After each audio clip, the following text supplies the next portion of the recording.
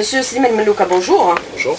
Alors, relever les bas salaires, la volonté a été concrétisée par des décisions du président de la République avec la mise en œuvre effective depuis le 1er juin dernier du relèvement du SNMG, le salaire national minimum garanti à 20 000 dinars et exonération de l'IRG, l'impôt sur les revenus global des salaires de moins ou égal à 30 000 dinars. Dans cette catégorie de travailleurs concernés figurent également les cotisants à la Caisse nationale de retraite. Alors, monsieur Melouka, combien sont-ils concernés par cette disposition? Comment a été appliquée cette décision puisqu'elle est déjà effective depuis le 1er juin dernier?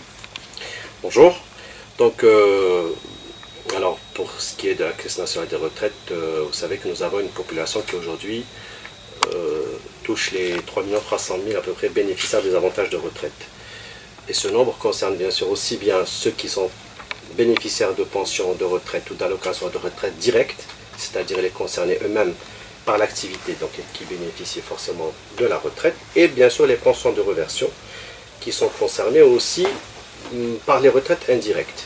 Alors, ce nombre de presque 3 300 000 bénéficiaires bénéficient bien sûr en sus des pensions d'avantages, notamment l'exonération de l'IRG. Et effectivement, donc, tous les bénéficiaires de pensions et d'allocations qui percevaient moins de 20 000 dinars étaient exonérés de l'IRG. Aujourd'hui, ce nombre a augmenté puisqu'il y a eu l'élargissement de l'exonération à 30 000 dinars et un taux pondéré ou modéré de 30 000 à 40 000 dinars. Pour votre gouverne, donc, nous sommes pratiquement à 60% de nos bénéficiaires qui vont être donc exonérés de l'IRG.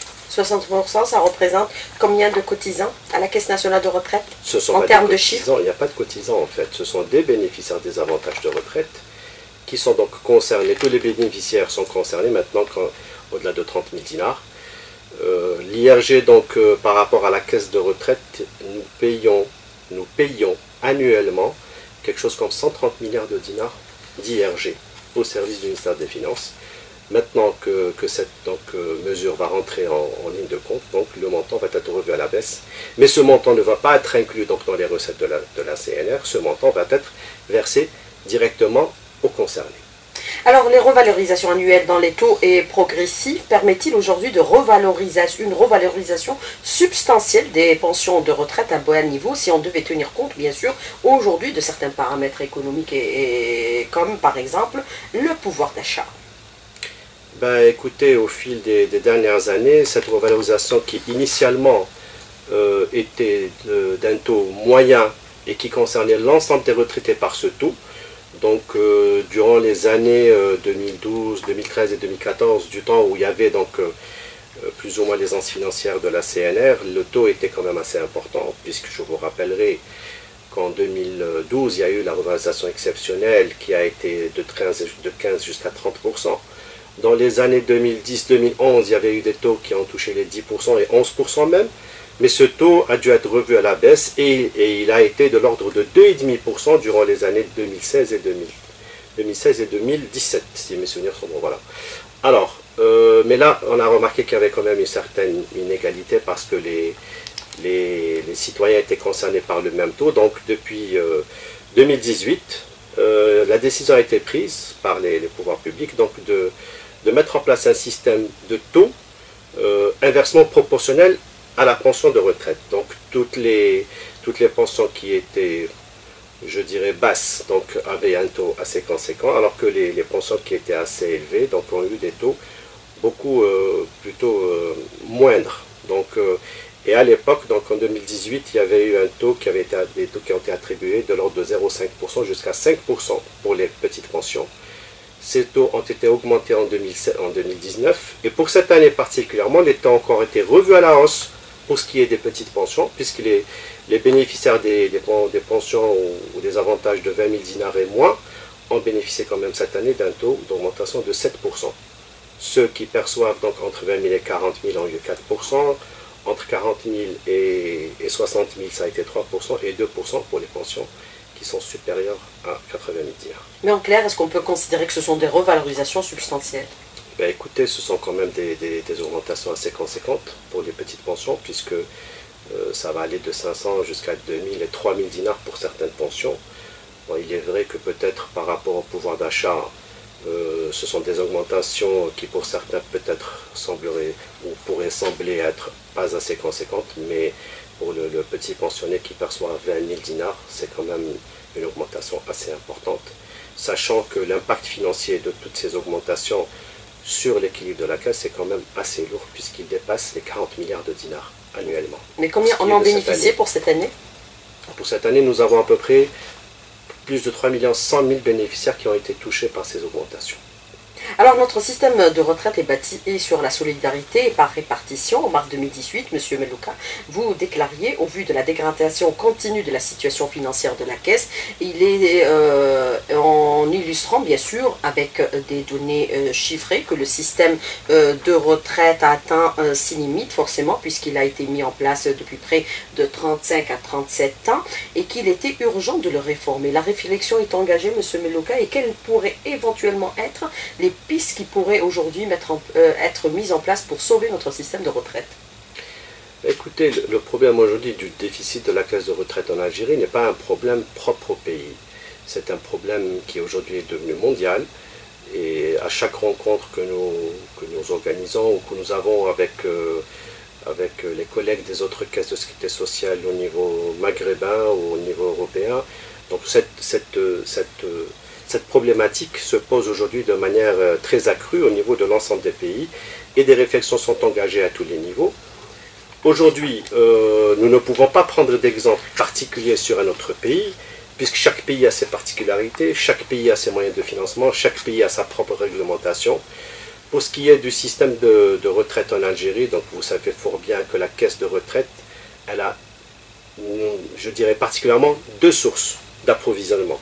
La première source est la plus importante, qui est de l'ordre de 80%, ce sont les recettes de la CNAS, donc c'est la quote-part de la CNR qui lui revient donc, par rapport à la loi, donc elle est de plus de 50% par rapport à la recette de la CNAS. Et il y a donc la contribution de l'État qui contribue à peu près à hauteur d'une moyenne de 18 à 20% pour prendre en charge donc, les compléments différentiels pour les petites pensions. Et pour payer aussi la revalorisation exceptionnelle dont j'ai parlé tout à l'heure de 2012, qui elle est prise en charge par l'État, je confirme. Ensuite, donc, il y a aujourd'hui une troisième source de financement qui est la fiscalité douanière, qui a été donc mise en place par le biais de la loi de finances de 2018. Donc aujourd'hui, la CNR ne dispose que de ces sources de financement, que de celles que je viens d'énumérer. Aujourd'hui, vous avez parlé de réforme du système. La réforme du système se discute à tous les niveaux. Et les réflexions ont toujours été engagées, et elles sont toujours d'actualité, mais on n'en parle pas pour le moment parce qu'il n'y a rien de concret. On a toujours lancé des réflexions dans ce sens. Pas uniquement pour réformer dans le sens des réformes paramétriques. Non, quand on parle de réforme du système, on parle même de nouvelles sources de financement. Je viens d'évoquer la question de la recette douanière qui était donc de l'ordre de 1% par le biais de la loi de finances 2018 et qui a quand même contribué en 2019 à hauteur de 50 milliards de dinars. Et c'est à ce titre justement que la loi de finances 2020 a prévu l'augmentation de ce taux et qui passe donc de 1% à 2%. Donc si la recette de la fiscalité douanière est doublée pour l'exercice 2020, et on pourrait éventuellement envisager d'autres pistes de réflexion dans ce sens. Parce que généralement, quand on parle de réforme, on parle toujours de réforme des paramètres qui vont peut-être aller à l'encontre de l'intérêt du citoyen ou du salarié. Ce n'est pas le cas quand on parle de réforme du système. Le système en lui-même, il y a les recettes d'un côté et les dépenses de l'autre. Donc, on doit forcément penser aux réflexions dans ce sens, beaucoup plus par rapport au financement, aux sources de financement, ce qui se fait dans d'autres pays. Et les sources de financement sont là, il faut les exploiter peut-être par le biais des taxes sur le tabac, des taxes éventuellement sur le médicament et toute autre possibilité. Mais avec qui discuter aujourd'hui de ces réformes et quels sont les paramètres dont il faut tenir compte puisque nous sommes dans un contexte de changement de nos modèles de gouvernance, M. Melouka? Est-ce que la réflexion doit impérativement être lancée dès maintenant? La réflexion a toujours eu lieu et c'est à ce titre justement relancer la réflexion. Et c'est à ce titre justement qu'il y a eu la décision qui a été prise en 2018 que je viens d'évoquer.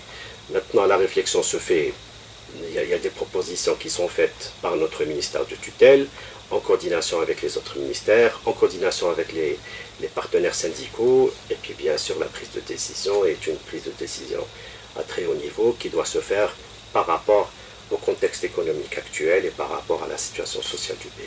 Mais par rapport à la situation sociale du pays, comment réformer en tenant compte bien sûr des données réelles et contraignantes, le déficit financier chronique de la Caisse qui verse des pensions, et vous l'avez mentionné à l'instant, directes à près de 3,3 millions de retraités sur une population de 43,9 millions d'habitants en 1er janvier dernier, c'est-à-dire 2020, c'est les chiffres de l'ONS, donc une population en constante croissance et un nombre en constante croissance. Par rapport aussi, nous avons aussi un autre paramètre dont on doit tenir compte, c'est-à-dire le ratio de cotisants actifs par rapport aux retraités. Il est de 5 retraités par rapport à 2 actifs. Avec ce qu'il va falloir aussi, par rapport à d'autres sources de financement, dynamiser encore davantage le marché de l'emploi.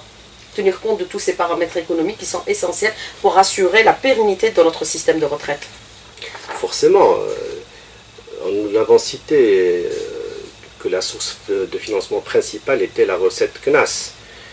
Sachant que la cotisation revenant à la CNR est de l'ordre de 18,75%, il faudrait forcément donc 5 actifs pour la prise en charge d'un retraité.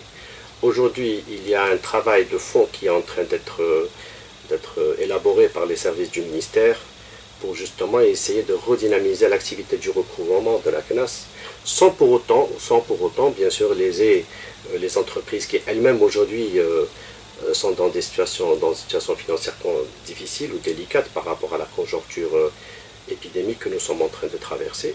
Mais des réflexions sont en train de se faire et un travail de fond est en train de se faire pour essayer de récupérer les dus qui doivent être donc reversés ou versés à la CNAS pour pouvoir prendre en charge la CNR. Maintenant, pour ce qui est du marché de l'emploi, vous savez aussi bien que moi que les secteurs sont actuellement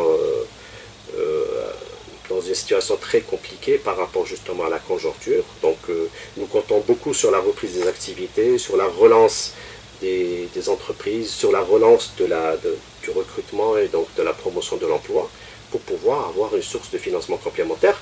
Mais je précise encore une fois qu'il ne faut pas rester figé uniquement sur ce volet de la recette CNAS. Il faut forcément aller vers des sources additionnelles qu'il faudrait donc puiser. Il y a eu la réflexion engagée sur la recette douanière. Aujourd'hui, nous sommes sur la deuxième piste de la retraite complémentaire, qui elle aussi a été donc citée par l'article 108 de la loi de finances 2018.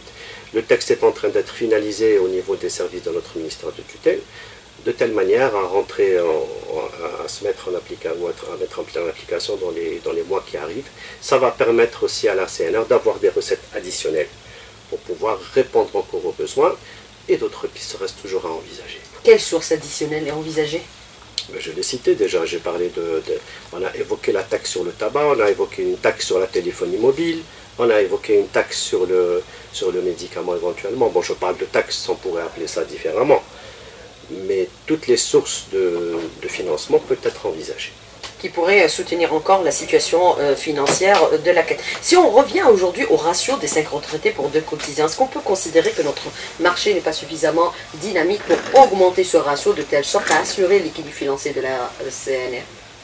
Nous restons encore... C'est une réalité évidente, vous l'avez déjà mentionné en 2018, Monsieur Melouka. Effectivement.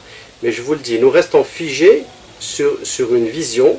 Une seule source de financement. Liée à une seule source de financement qui est celui de la recette de la CNAS.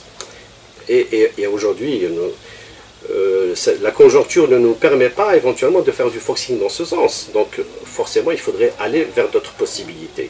Donc il y a 3 possibilités. La première possibilité, c'est d'accentuer l'activité salariale pour avoir des recettes supplémentaires, si bien sûr la conjoncture financière va le permettre. Aller aux sources additionnelles telles qu'on l'a cité, et puis aussi la participation forcément du budget de l'État pour compenser le déficit actuel. D'ailleurs, ce financement a été confirmé puisque nous sommes passés à un financement interorganisme de sécurité sociale dans les années 2015 jusqu'aux années 2017, et à partir de 2018, c'est l'État qui est en train de contribuer à combler tous les besoins en matière de dépenses pour la CNR. Alors, Monsieur Slimane Melouka, moi je voudrais revenir un peu avec vous sur la question, bien sûr, de l'équilibre financier de la Caisse. Est-ce qu'on peut considérer, partant des données chiffrées que vous avez communiquées, que l'équilibre financier est fragilisé, il demeure précaire? on est en train de parler d'un équilibre financier d'une caisse qui effectivement aujourd'hui, depuis plusieurs années, connaît des perturbations en matière d'équilibre. Pourquoi? Parce que cette caisse, forcément, donc elle a des recettes et des dépenses. Et aujourd'hui, ces recettes qui sont en train de se stabiliser, ou je dirais peut-être d'évoluer, mais de manière pratiquement imperceptible par rapport à une conjoncture financière donnée. Si aujourd'hui nous ne répondons pas à un besoin, à un complément de financement, cette caisse forcément connaîtra des perturbations encore dans l'avenir. Et c'est pour ça que, je le disais tout à l'heure, nous ne devons pas rester focalisés sur l'histoire de la recette uniquement de la sécurité sociale. Il faut aller impérativement vers d'autres apports financiers. Et c'est ce qui se fait un peu à travers le monde, dans le sens où beaucoup de caisses de retraite donc, sont subventionnées par l'État et bénéficient donc de recettes complémentaires par d'autres moyens. Alors, on se souvient, vous l'avez aussi communiqué par le passé, qu'en 2018, la Caisse avait bien sûr enregistré un déficit équivalent à 560 milliards de dinars. Pourquoi ne pas recourir au Fonds national des réserves de retraite dont, bien sûr, la dotation financière actuellement dépasse les 600 milliards de dinars, bien sûr puisée de 3% de la fiscalité pétrolière, Monsieur Melouka? Vous avez énuméré les réponses dans votre propre intervention. Vous avez évoqué le montant de 560 milliards de dinars, qui était le déficit de 2018, et vous êtes en train de parler de 600 milliards de dinars, de plus de 600 la dotation du Fonds national de réserve. Du fonds. Donc vous comprendrez aisément que ce fonds ne pourra répondre que besoins complémentaires d'environ une année. Donc, et ce fonds est aujourd'hui, il y a une réflexion qui est engagée sur éventuellement l'investissement par rapport à ce fonds. C'est pour ça que c'est un fonds d'ailleurs qui a été mis en place en 2006, et vous remarquerez que depuis 2006 à ce jour, nous avons dépassé les 600 milliards de dinars. Toucher à ce fonds aujourd'hui, c'est une décision qui ne relève pas de la caisse de retraite, elle relève de plus hautes instances, mais la décision qui sera prise ne dépendra pas de nous, forcément.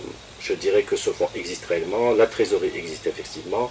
Maintenant, si prise de décision devrait y avoir dans les années à venir, cela relèvera de qui de droit. Alors quand on parle aujourd'hui, par exemple, de la nécessité d'aller vers une réflexion pour une réforme profonde de notre système de sécurité sociale, notamment pour ce qui concerne la retraite, est-ce qu'on on intègre également la question de la modernisation de la CNR avec les prestations qu'elle apporte aujourd'hui? La modernisation aujourd'hui... compte tenu de la conjoncture actuelle, je crois que la modernisation a trouvé sa place, puisque effectivement le secteur de la sécurité sociale a versé dans la modernisation depuis plusieurs années, depuis les années 2005, par le biais de la mise en place de la carte Chifa. Et l'évolution donc de cette modernisation a apporté un plus aux citoyens, puisque son objectif principal était la facilitation pour le citoyen, qu'il soit assuré social ou retraité. Mais aujourd'hui, avec la conjoncture que nous traversons en matière d'épidémie, ou de pandémie, donc la modernisation est aujourd'hui un moyen de faciliter encore plus et de préserver surtout la santé du citoyen, puisqu'elle nous permet de travailler à distance avec lui. Donc plusieurs apports ont été faits, notamment par l'allègement du dossier, par le biais de la mise en place de la ligne verte du 3011, donc qui permet aux citoyens de communiquer avec nous par le biais du téléphone. Nous avons mis en place aussi un système de messagerie, puisque sur les 3 300 000 bénéficiaires, dont certains sont encore en bas âge, donc qui n'ont peut-être pas de téléphone portable, mais nous avons quand même collecté plus d'1,1 million numéros de téléphone portable de nos concitoyens retraités, qui nous permettent justement de communiquer avec eux par le biais du SMS. Il y a aussi l'action par rapport à l'Internet, puisque nous sommes en train de mettre en place plusieurs dispositifs. Le premier dispositif, c'est celui du formulaire en ligne. Donc le citoyen va accéder directement au système et communiquer et remplir son formulaire en ligne sans avoir à se déplacer vers nos services. Nous avons aussi d'autres mesures qui sont en train d'être mises en place. Et ça, c'est une mesure très importante, ce qu'on appelle chez nous le CIS, le compte individuel du salarié, qui va permettre aux salariés de pouvoir, bon ça c'est un système qui est en train d'être mis en place en coordination avec les services de la CNAS, sous bien sûr la supervision de notre ministère de tutelle. Ce moyen va permettre aux salariés de suivre et de vérifier si effectivement il est déclaré et que ses cotisations sont réellement versées. Parce qu'aujourd'hui, le salarié travaille, mais ne connaît pas du tout quelle est sa situation vis-à-vis de la Caisse de sécurité sociale. Donc, ce moyen va lui permettre de pouvoir suivre ses cotisations et la déclaration de ses activités au niveau de la CNAS. Il y a aussi le compte du retraité en ligne aussi, qui va donc permettre au retraité de suivre le cheminement de son dossier à partir du moment où il est déposé. Et voilà, donc toutes ces mesures de modernisation sont faites pour éviter aux citoyens de se déplacer, sans parler aussi des versements des pensions par le biais du canal bancaire. Et là, je lance un message à nos retraités pour les inviter éventuellement à changer de système de paiement, puisque aujourd'hui, nous avons plus de 90% de nos retraités qui sont encore payés par le système postal. Et c'est un aspect sur lequel ils se sont beaucoup plaints, dans le sens où ils n'avaient pas la possibilité d'aller vers le système bancaire. Donc aujourd'hui, vous avez remarqué qu'au moment des versements des pensions, il y a beaucoup de contraintes observées au niveau des services des PTT. C'est pour ça qu'aujourd'hui, je lance encore une fois un appel à nos concitoyens pour leur dire qu'ils peuvent être payés par n'importe quel moyen bancaire, qu'il soit public ou privé, à condition de se présenter à nos services ou de contacter nos services, ne serait-ce que par le biais de la ligne verte, pour donc nous communiquer les renseignements relatifs à sa personne, pour qu'on puisse donc changer de système de paiement. C'est la raison pour laquelle on a observé, par exemple, les deux jours avant l'Aïd, le rush sur la poste par rapport au retrait, bien sûr, des pensions des retraités. Mais est-ce qu'on peut considérer aussi, est-ce que ce sont les mesures restrictives qui ont été mises en place pour, bien sûr, éviter une contamination au Covid-19 qui ont fait qu'il y ait eu autant de demandes au même moment, ou parce que la CNR a été défaillante, n'a pas versé les pensions dans les délais? Monsieur Melouka. La CNR a toujours versé ses pensions dans les délais, et durant les dernières années, nous avons toujours versé les pensions dans les délais. Et bien au contraire, nous avons même anticipé à chaque occasion, à chaque fête, quand le paiement des pensions concorde avec les dates de versement, nous avons donc toujours combiné avec les services d'Algérie Post et les services bancaires pour pouvoir payer au préalable les gens. Pour cette dernière année, la chose a été concrétisée, donc les pensions ont été versées préalablement. D'ailleurs, pour votre gouverne, tous les retraités ou tous les bénéficiaires d'avantages qui sont payés par le canal bancaire, ils ont pu percevoir leur pension même une semaine avant les dates prévisionnelles. Pour ce qui est maintenant des postes, vous le savez fort bien qu'il y a deux mesures qui ont été prises et qui ont donc un peu peut-être contraint les citoyens à plus de difficultés. Tout d'abord, c'était la réduction du personnel à travers toutes les institutions et notamment au niveau des services d'Algérie Post. Mais aussi cette distanciation qui a été donc imposée par la pandémie et qui donc a peut-être créé des difficultés. Seulement, je le répète, les services d'Algérie Post ont répondu favorablement donc à cette mesure, et les services de la CNR ont contribué, puisque nos employés se sont déplacés au niveau d'Algérie Post et ils ont soutenu les citoyens, ils les ont accompagnés pour leur faciliter la tâche. Mais les moyens de modernisation de paiement, peut-être, et le paiement en ligne permettrait bien sûr d'éviter ce rush au même moment et c'est-à-dire au même jour par rapport au retrait massif des pensions de retraite ou autres salaires, parce qu'à la poste, il n'y a pas que les retraités. Alors, l'âge de la retraite est fixé aujourd'hui à 60 ans. Est-ce qu'on peut considérer que cet âge de retraite pourrait être remis en cause, parce qu'il y a une sorte de confusion entre les 60 ans fixés par la loi et les 65 ans volontaires, c'est-à-dire les 5 ans volontaires que pourrait peut-être accorder l'employeur avec l'employé pour terminer ses années de service. Monsieur Melouka. Donc quand il y a eu l'abrogation de l'ordonnance 97-13 au 31 décembre 2016, effectivement nous sommes revenus donc à l'âge légal de retraite qui est celui de 60 ans pour l'homme et celui de 55 ans pour la femme. Donc les dispositions de la loi 83-12 relatives à la retraite avaient donc fixé ces âges, 60 ans pour l'homme, 55 ans pour la femme, avec une possibilité de dérogation jusqu'à 52 ans pour la femme quand elle a 3 enfants à charge. Donc, cette disposition a été encore une fois citée dans le dernier texte de 2016. Et il y avait un article donc, dans cette loi, la loi 1615 du 31 décembre 2016, qui citait expressément que le citoyen ou l'employé avait la possibilité de rester exercé jusqu'à l'âge de 65 ans. Donc le décret qui a été publié récemment au mois d'avril 2020 est venu mieux expliquer les mesures dictées par cette loi, donc qui, je confirme aujourd'hui, sont entrées en vigueur. Le citoyen aujourd'hui, atteignant l'âge de 60 ans, peut rester travailler sur sa propre décision jusqu'à l'âge de 65 ans.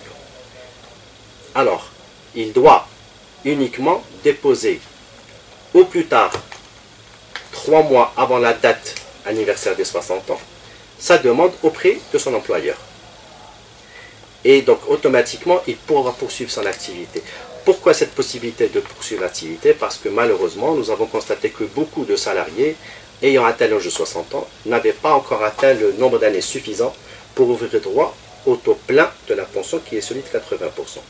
Donc cette mesure permet à l'employé qui désire poursuivre de pouvoir donc augmenter son assiette de cotisation et donc avoir une pension de retraite assez importante. Et maintient aussi le ratio par rapport au nombre de retraités et travailleurs. Cela est sous-entendu, parce que pour nous, un employé qui part en retraite est une cotisation en moins pour nous et une dépense en plus pour nous. Donc le maintien de l'activité est une très bonne chose pour la CNR, il faut le dire, dans le sens où la dépense ne va pas augmenter de manière considérable. Mais là, ce n'est pas aux dépens du citoyen, puisque la liberté de choix lui est donnée de rester activé ou de partir en retraite. Alors, question de l'auditeur, pourquoi quelqu'un qui attend l'âge de la retraite, on lui demande des documents de chaque employeur qu'il a parcouru chez travailler, alors que depuis la CNAS, on peut savoir toutes les cotisations et les rémunérations, bien sûr, de cette personne. Oui, effectivement. Puisqu'on parle de modernisation. Oui, effectivement. Donc, depuis 2005, les déclarations annuelles des salaires et des salariés qui sont donc déposées par les employés sont devenues numérisées. Je dis bien depuis 2005. Mais malheureusement, avant 2005, les déclarations étaient des déclarations manuscrites ou tapées à la machine. Et donc aujourd'hui, on a encore quelques difficultés à pouvoir donc reconstituer la carrière des intéressés. C'est pour ça donc que nous invitons le demandeur d'un avantage de retraite de nous remplir donc les formulaires et de nous fournir tout document susceptible de nous orienter dans notre démarche de vérification. Et bien sûr, nous faisons un travail de rapprochement entre les déclarations de l'employé et notre base cotisante. Et il arrive même des fois que nous nous déplacions chez certains employeurs pour confirmer la véracité des choses et pouvoir donc donner suite à la demande de l'intéressé, sachant que nous avons eu des surprises au niveau de certaines agences d'avoir des personnes mal intentionnées qui ont donc fait de fausses déclarations et qui ont engendré donc des dépenses trop perçues. Et c'est pour ça qu'aujourd'hui, nous faisons les vérifications nécessaires. Et donc, maintenant, je l'ai cité tout à l'heure quand j'ai parlé du compte individuel du salarié, qui est en train d'être mis en place, pour pouvoir justement, et d'un côté pour le salarié, de pouvoir vérifier, parce qu'il ne faut pas oublier une chose aussi, il y a des employés qui, pour eux, ont activé chez certains employeurs, et qui malheureusement, dans les cotisations, n'ont pas été versées, ou les déclarations non effectuées. Et là, ça engendre des conflits qui remontent à des années, et je crois que vous en connaissez un bout sur la question. C'est pour ça qu'aujourd'hui, donc, il est logique que nous demandions aux bénéficiaires de nous fournir les documents nécessaires et de vérifier la traçabilité à notre niveau. Mais est-ce qu'on peut considérer, partant de vos déclarations, M. Melouka, qu'il y a d'énormes fausses déclarations? Est-ce que vous avez engagé, par exemple, des enquêtes? Est-ce qu'il y a des chiffres illustratifs? Ou alors ça reste seulement, par exemple, des supputations? Ou c'est réel? Bien sûr, c'est réel. Il y a eu des cas de fraude, malheureusement, qui ont été constatés, vérifiés. Nous n'avons pas de quantitatif précis, mais il y a eu des cas dans certaines wilayats où nous avons constaté donc de la fraude. Et nous avons aussi des constats dans le sens où des employés donc, se sont plaints du fait d'avoir activé chez certains employeurs et qui malheureusement donc n'ont pas été déclarés à leur époque. Et aujourd'hui donc revenir vers les années antérieures, ça a provoqué des conflits avec certains employeurs.